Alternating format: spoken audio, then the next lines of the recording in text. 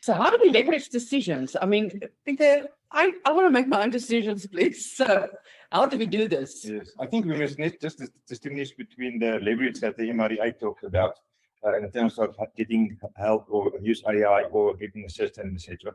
This is how to leverage your decisions every day, your decisions. And how do you do that? Because Joyce Shetty said in the podcast the other day that the first step, the first phone call, the beginning of anything takes much more emotional energy than to keep it going. And that's that decision that we must leverage to make it easier for us.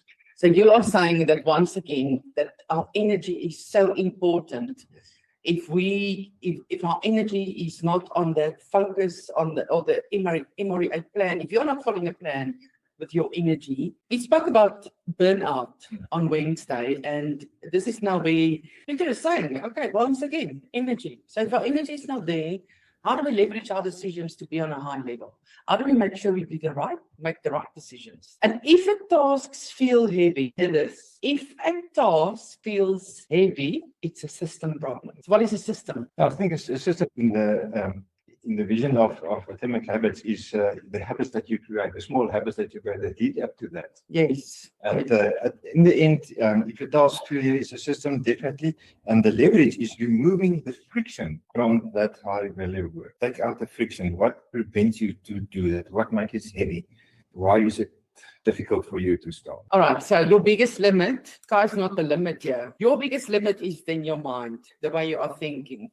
Your thoughts. Are you overthinking something that is paralyzing you to make a decision? So how do we make sure that we leverage our energy, our thinking pattern? So we need to create a habit around this. Break that cycle to reprogram our thoughts so that we can make that decision quicker. That's right. We also said in the podcast, if you want to write a book, don't decide to write 20 pages today. Just decide to open the book and put your pen on the book down. If you decide to do lead gen, just plan for 5 calls. He said after 5 calls, you'll be willing to do another 50 calls. But you started it. You made a decision. You leveraged the decision that you can begin. Now, what's interesting, so if the leverage that we can start with that saves our mental energy, it's not just time. So what is our mental energy? Remember the MREA says our mental energy is planning. Are we planning to fail or are we failing to plan? Which one are you?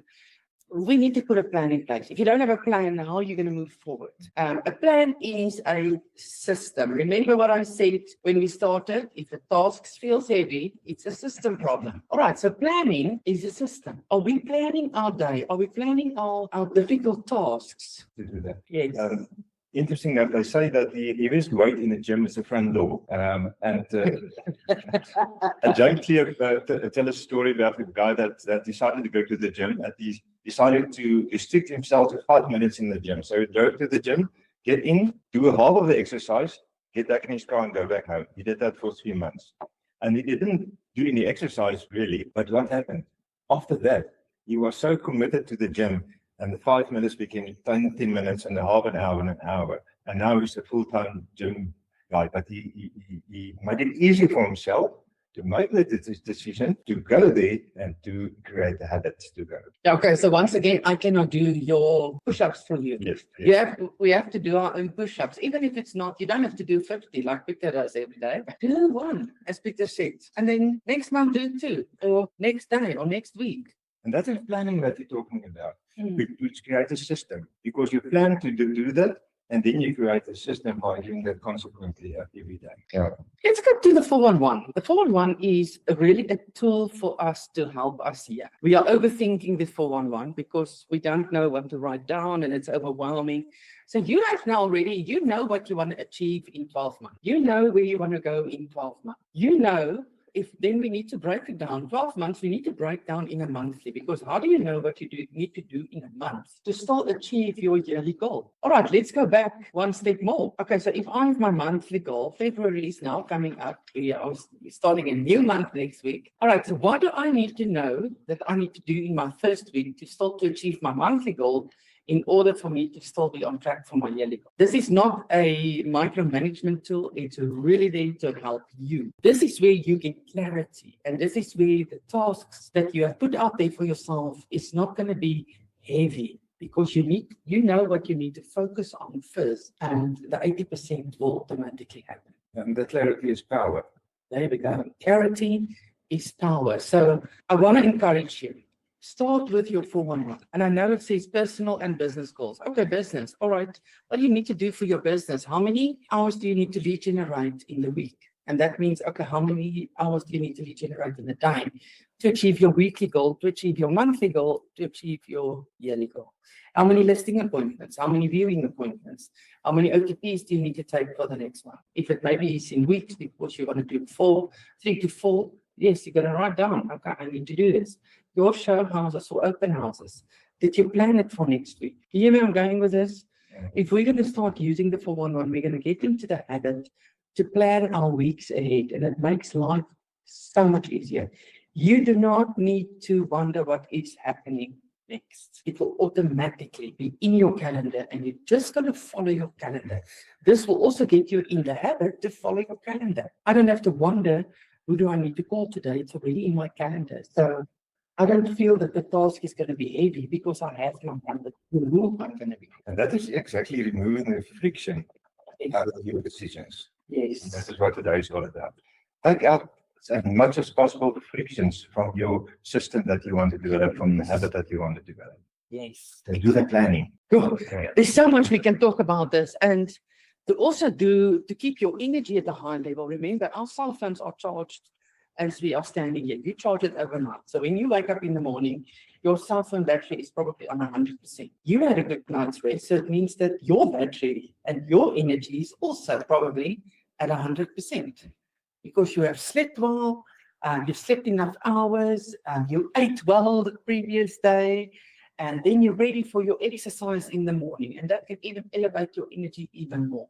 So if you wake up and your energy is 90%, energy, your exercise part will bring it up to 100%, because it gets your body moving, it gets the blood flowing, it brings oxygen into your system, which helps you with waking up and getting clarity for the day. Sure, this was a lot. It is. I think in the book Atomic Habit, James said, talk about you must make your environment friendly so that you can make your design your environment so it can be easier to make the decision. You talk about people that have to run the next morning for exercise, and then they sleep in their clothes because that make the decision easier to get up the next morning. I'm already dressed for success. So in terms of lead generation, get your data on your command. Set your command already open the previous day. Take out everything that's bothering you. Close your emails, even if it means close it totally. You can reopen it again, and put your WhatsApp off so that you can make an easier decision to do my lead gen while your environment is there. Yes. For you. Yes. Oh, are we ready for some sorry? Are we ready for some questions? Yes. So, what task feels repetitive or draining? You need to ask yourself that. What task feels repetitive or draining? Yes, we do have a lot of repeat. There's boredom in mastery, remember? Yeah. Yesterday, I explained what is the difference between a white belt karate and a black belt karate. And it's the time. Mastery is 10,000 hours. So the time spent, a white belt started with 0 hours, black belt already has 10,000 hours. So there's mastery in this. There's mastery in boredom. Do you think to become a black belt, you're going to do the same exercises over and over and over again? Yes, you are. What system would make this easier forever? For once and for all, get a system that you can stick with. And if it's just previous question, if it's a draining task that you have to do every day, ask yourself what's the friction, what causes it? What is the problem? What makes that it is a difficult decision? And then the next one is, what habit should I stop doing myself? So what can you leverage into a system to help you